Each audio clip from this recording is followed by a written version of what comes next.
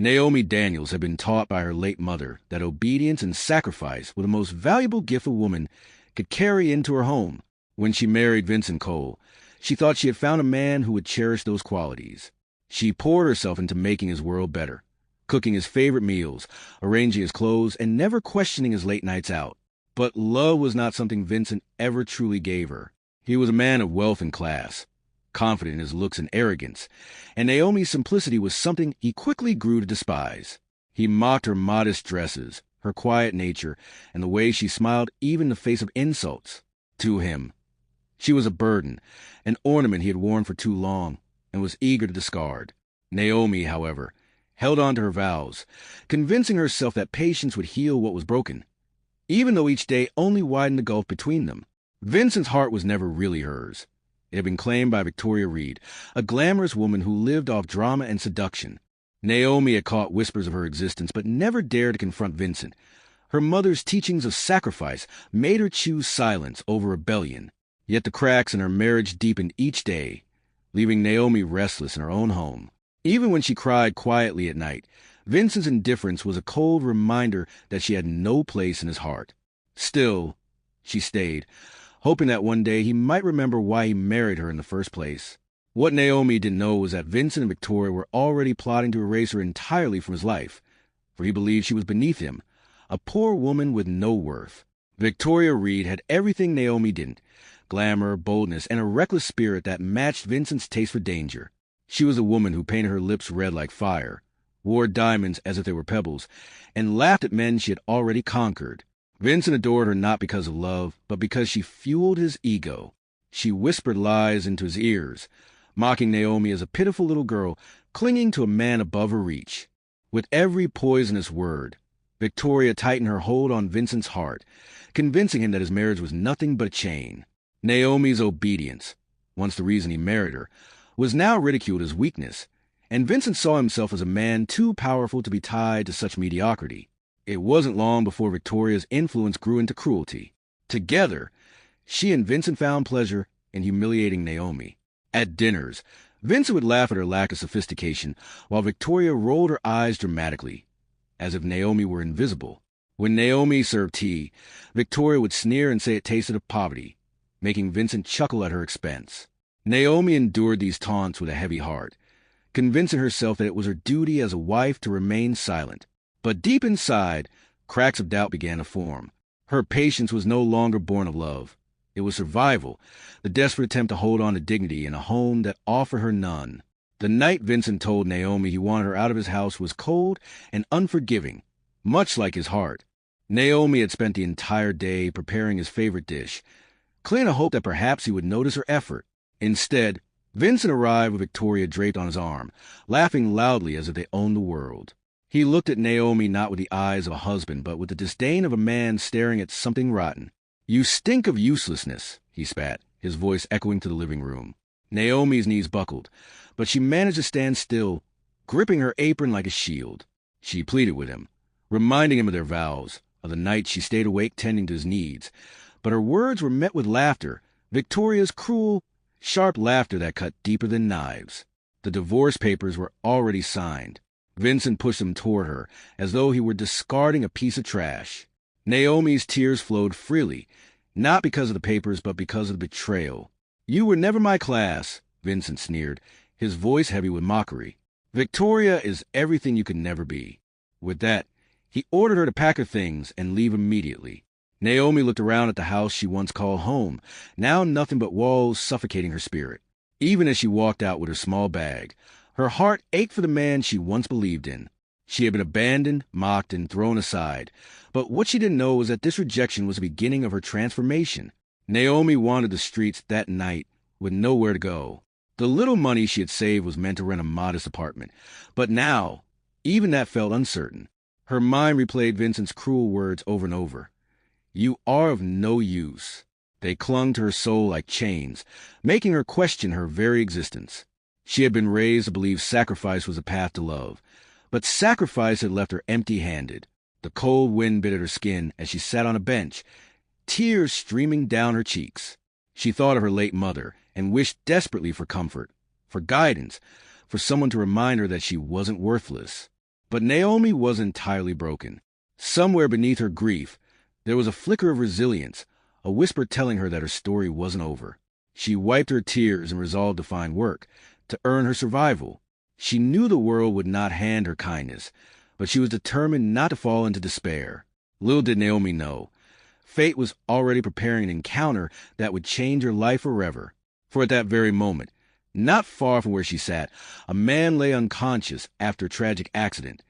Someone whose presence would reshape her destiny in ways she could never imagine. Naomi was on her way to a cleaning job the next morning when she saw him. A man lay sprawled on the pavement near an abandoned corner, blood trickling from his forehead, his clothes torn from what looked like a terrible accident. People walked past, glancing but not stopping, fear and indifference keeping them away. Naomi froze. Her first instinct was to walk away too. She had suffered enough heartbreak and had nothing left to give. Yet her mother's words rang in her heart like a bell. Obedience and sacrifice, my child, even when it hurts. She wrestled with herself, torn between survival and compassion, until finally she bent down, shaking the man gently. "Sir, can you hear me?" she whispered. There was no response. His breathing was faint, his pulse weak. Her heart raced. She couldn't carry him alone, yet she knew if she left him there, he would die. Summoning every ounce of courage, Naomi struggled to drag him to a nearby taxi. Her clothes were stained, her hands trembling, but she refused to stop. At the hospital, the receptionist demanded a deposit before admitting him. Naomi's chest tightened. This was money she had saved for her apartment, the only security she had left. For several minutes, she stood frozen in agony, the weight of choice pressing her down. But then she looked at the stranger, fighting for his life, and she made her decision. With trembling hands, she pulled out her entire life savings and placed it on the counter. The doctors rushed the man into the emergency room while Naomi sat in the waiting area, her heart pounding. The hospital air was cold, filled with the distant beeping of machines and hurried footsteps. Every second stretched into eternity as she wondered if she had just thrown away her last chance at survival. Without her savings, where would she sleep? How would she eat? Yet even as fear clawed at her, there was a strange peace in her soul. She had done the right thing. Her mother's teachings hadn't left her. Sacrifice had once again defined her choice. Hours later, a doctor emerged, his face weary but relieved. "He's stable now," he said softly. Naomi exhaled, tears of relief streaming down her face. She didn't even know his name, yet she felt a strange connection, as though fate had led her to him. The doctor asked for her details, assuming she was a relative, but Naomi shook her head. "I don't even know him," she admitted. The staff exchanged curious glances, but Naomi's explanation was simple. "I couldn't just walk away." As she left the hospital that night with nothing in her pockets and nowhere to go, Naomi had no idea that the man she saved was Ethan Williams, one of the wealthiest billionaires in the city, whose life she had just purchased with her sacrifice. When Ethan Williams opened his eyes days later, confusion clouded his mind. The accident replayed in fragments: screeching tires, blinding lights, then darkness. He expected to find himself alone, but instead, he was surrounded by doctors speaking in hushed tones. "Who brought me here?" he asked, his voice hoarse. The doctor smiled faintly and said, "A young woman. She spent everything she had to save you." Ethan frowned, astonished. "Everything?" he echoed, struggling to comprehend. He was used to people chasing his wealth, never giving without expecting something in return. For a stranger to sacrifice her life savings, it was unthinkable. Determined to meet his savior, Ethan insisted on being discharged as soon as he could stand. He needed to find a woman who had done what no one else in his world would have considered. As he dressed in the hospital room, his thoughts swirled. Who was she? Why would someone poor and broken give so much for a stranger? Deep inside, Ethan felt a stirring he hadn't felt in years, a gratitude that went beyond words. He was a man surrounded by riches, yet saved by the one thing money could never buy: compassion. Naomi had returned to her cleaning job, weary but determined. She had no money left, no apartment to rent, yet she pushed through her pain. She never expected to see Ethan again, but fate had other plans. He appeared at the small diner where she worked evenings, tall and graceful despite his lingering injuries. When their eyes met, Naomi froze, unsure whether to run or stay. Ethan approached her table, his voice filled with warmth. "You're the one who saved me," he said, his gaze steady. Naomi lowered her eyes, embarrassed. It was nothing. Anyone would have done it. But Ethan shook his head firmly. "No, you gave up everything. That is not nothing." For the first time since her divorce, Naomi felt seen, not mocked, not ridiculed, but valued. They sat together as she recounted her story, tears spilling as she spoke of Vincent, Victoria, and the cruelty she had endured. Ethan listened silently, his chest tightening with anger at the injustice she had faced. "You've been through hell," he whispered. Naomi smiled faintly through her tears. "And yet I'm still standing." In that moment, Ethan knew he had found someone rare, someone whose strength came not from wealth but from sacrifice. Days turned into weeks, and Ethan found reasons to see Naomi often. He invited her to lunch, helped her when work grew heavy, and even offered to pay her rent, though she politely refused. Naomi was cautious, afraid to trust after Vincent's betrayal, but Ethan's sincerity was undeniable. He was like the men who had mocked her. He was patient, respectful, and genuinely grateful. Slowly, her heart began to heal in his presence. His laughter reminded her of warmth, his kindness of hope, and for the first time in years, she felt worthy of love. Ethan, on the other hand, was captivated. He had met countless women drawn to his billions, yet Naomi treated him as though he were ordinary. She didn't bow to his wealth. She valued the man, not the money. It was refreshing, humbling, and irresistible. He often found himself wondering how Vincent could have thrown away such a gem. "Naomi," he said one evening, "you are more valuable than all the riches I own." She blushed, shaking her head, but Ethan's eyes told her he meant every word. Their bond was no longer just gratitude. It was something deeper, a love slowly blossoming from the ashes of pain. Just as Naomi began to embrace the light of her new life, shadows from her past loomed closer. Vincent's empire was crumbling. Victoria had stolen much of his fortune and vanished, leaving him humiliated and broken. He roamed the city searching for her, only to discover whispers of Naomi's connection to a billionaire. Rage burned in his veins. How could the woman he discarded rise from the ashes while he fell into ruin? His pride couldn't bear it. "She will regret ever leaving me," he snarled, though he was the one who had thrown her out. Meanwhile, Naomi tried to push thoughts of Vincent away, but nightmares still haunted her. She remembered his cruel words, the laughter of Victoria, the weight of her humiliation. But now, with Ethan by her side, she began to feel a new kind of strength. She was no longer the weak, silent wife. She was a survivor, a woman reborn. Yet fate had not finished testing her. The path ahead would bring confrontation she never wished for, forcing her to face the man who once destroyed her, and proving once and for all that sacrifice was never weakness. It was the seed of her triumph. Vincent Cole had once been the man everyone envied, handsome, wealthy, and powerful. But now he was a shadow of himself. Victoria had drained his accounts, sold his assets behind his back, and disappeared without a trace. His so-called friends abandoned him the moment the money dried up, leaving him to wander the ruins of his pride. He drank himself into stupors at cheap bars, cursing Victoria's name, but deep inside, he knew he had created his own downfall. He had chosen lust over loyalty, cruelty over kindness, and arrogance over humility. The empire he thought would never crumble was now a pile of ashes. One evening, while nursing his bitterness, Vincent overheard whispers in a cafe about Ethan Williams, the billionaire who had been hospitalized but was now seen with a beautiful, humble woman. The description fit Naomi perfectly. Vincent's blood boiled. How dare she move on? How dare she shine without him? Fueled by jealousy and desperation, he decided he would confront her. In his twisted mind, Naomi was still his possession, the wife he had discarded but who had no right to rise higher than him. Little did he know that Naomi was no longer the fragile woman he once mocked. She was stronger, braver, and about to face him with a fire he had never seen. Naomi was beginning to feel the warmth of happiness, for the first time in years. Ethan had not only restored her dignity, but also encouraged her to pursue her dreams. With his support, she began a small catering business, something she had always loved but never had the chance to explore under Vincent's thumb. The business grew quickly because Naomi cooked with heart, every dish flavored with resilience and love. For the first time, she felt she had purpose beyond survival. She was no longer defined by her past. She was writing her own story. But even as she built her new life, Naomi carried scars that no one could see. At night, she still heard Vincent's voice echoing in her mind. You are of no use. It was a wound that time had not fully healed. Yet Ethan's presence reminded her that she was more than Vincent's cruelty. He reminded her daily of her worth, showering her not with jewels or diamonds but with respect and loyalty. Naomi vowed to never let anyone demean her again. She didn't know Vincent was already plotting his return, waiting for the moment to strike, determined to tear down the world she had just begun to build.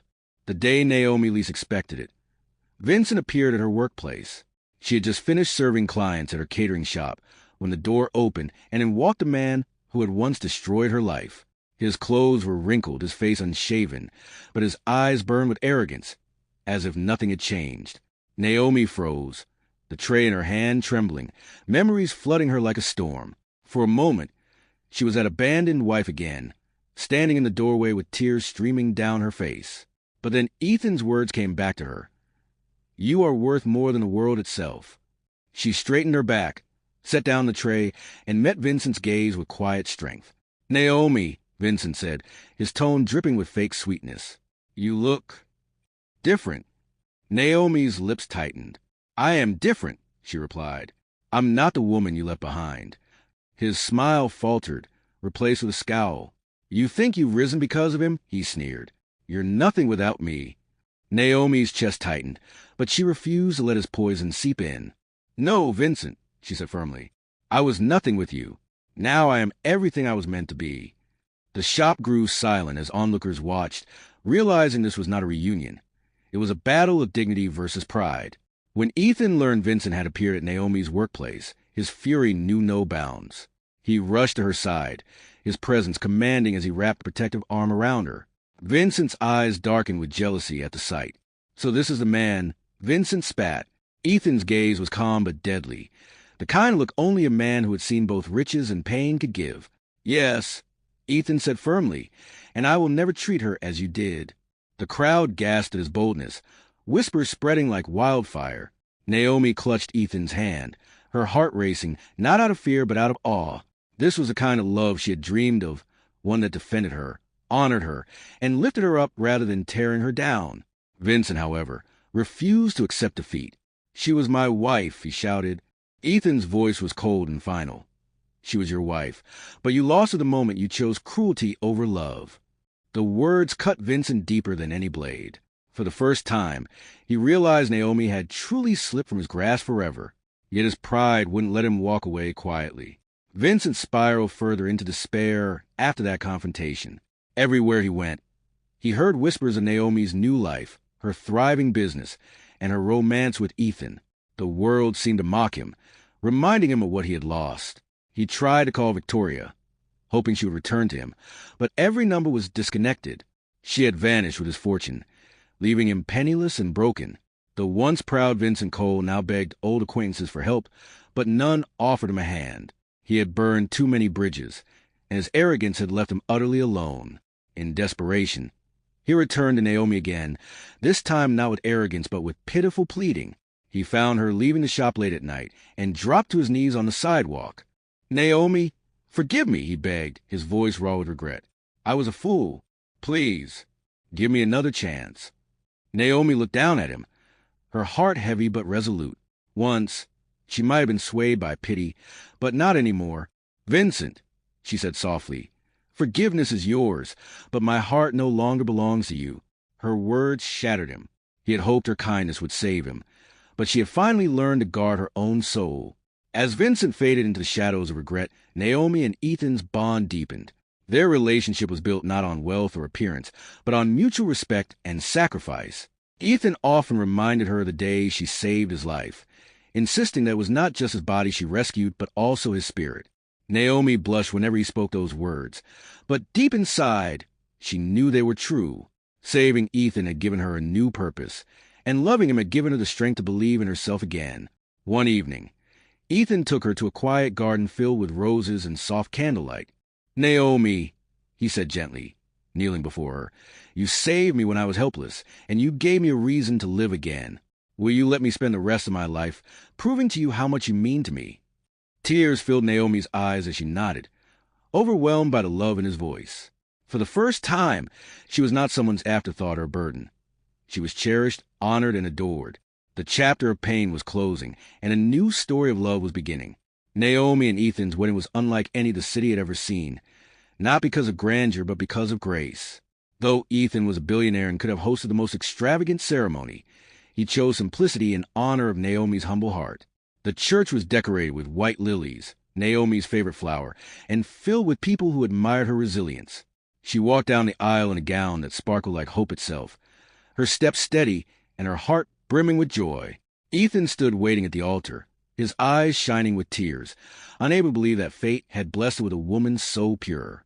When the vows were spoken, Naomi felt a weight lift from her shoulders. No longer was she the abandoned wife mocked for her poverty. She was now the beloved wife of a man who valued her worth beyond riches.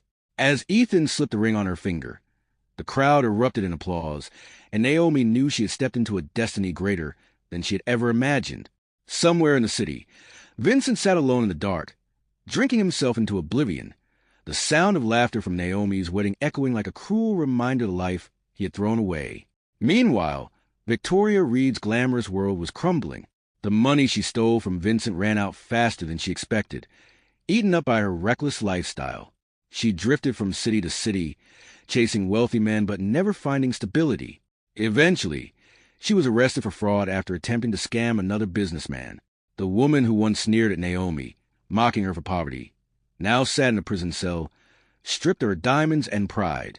She had traded loyalty for greed, and greed had devoured her whole. News of her downfall spread quickly, reaching even Vincent. For a brief moment, he felt satisfaction. She had betrayed him, and now she was paying the price. But the satisfaction was hollow. His fortune was gone, his mistress was ruined, and his wife, the woman he once despised, was now happier than ever with another man. Vincent realized too late that everything he had valued was worthless, and everything he had mocked was priceless. Vincent's days became a cycle of regret. He wandered the streets, replaying every cruel word he had thrown at Naomi, every moment he had chosen Victoria over her.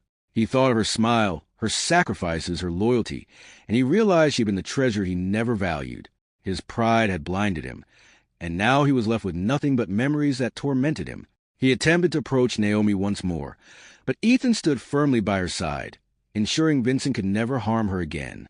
Naomi, with compassion, wished him peace but reminded him that their chapter was closed forever. That night, Vincent sat alone in his empty apartment, staring at the divorce papers he once forced into Naomi's hands. He whispered her name into the silence, but there was no answer, only the echo of his own loneliness. For the first time in his life, he felt the true weight of loss, a punishment greater than poverty or failure. He had mocked Naomi as worthless, but now he was the one who had become a shadow, forgotten and broken. Naomi stood on the balcony of her new home, the sun casting golden light across the horizon. Beside her, Ethan wrapped his arms around her waist, his warmth a reminder that she was no longer alone. Her catering business had flourished with Ethan's support, expanding into restaurants that bore her name. But more than success, Naomi cherished the peace she finally found, the kind her late mother always wished for her. Sacrifice had once brought her pain, but now had brought her the greatest gift, love that honored her worth. Together, she and Ethan built a life rooted in respect and kindness. Naomi often looked back at her journey, remembering the night she found Ethan lying helpless, the night she chose sacrifice over selfishness. That decision had changed everything. "I thought I lost everything when Vincent left me," she whispered one evening, resting her head on Ethan's chest. "But in truth, I gained everything when I found you." Ethan kissed her forehead, his voice tender. "You were never lost, Naomi. You were always meant to shine." And as the stars filled the night sky, Naomi smiled, knowing that her story was no longer one of heartbreak. It was one of triumph, love, and rebirth. That's all for today. Like, subscribe, and see you in the next episode. Stay tuned.